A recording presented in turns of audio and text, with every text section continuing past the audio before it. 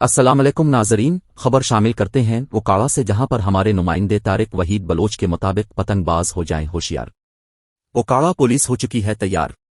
D P او Okara captain منصور امان رانا کی Okara police کو پتنگ بازوں کے خلاف ایکشن لینے کی ہدایت جاری۔ تفصیلات کے مطابق ڈی پی او اوکاڑا کیپٹن منصور امان رانا کی سخت ہدایات پر پولیس تھانہ بی ڈویژن نے مختلف مقامات پر پتنگ بازوں کے خلاف کریک ڈاؤن کرتے ہوئے 9 پتنگ بازوں حسنین، تنزیل، رضوان، ثاقب، عرفان علی، دارا، نصیب علی وغیرہ کو گرفتار کر کے ان کے قبضہ سے 350 پتنگیں اور 35 کیمیکل ڈور کی چرخیاں برآمد کر کے قبضہ میں لے لے۔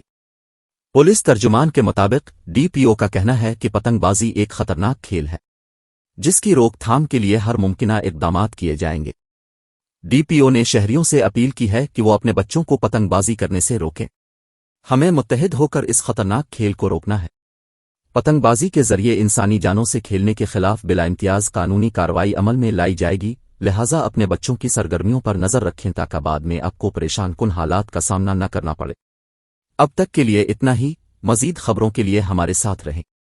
اللہ نگہبان۔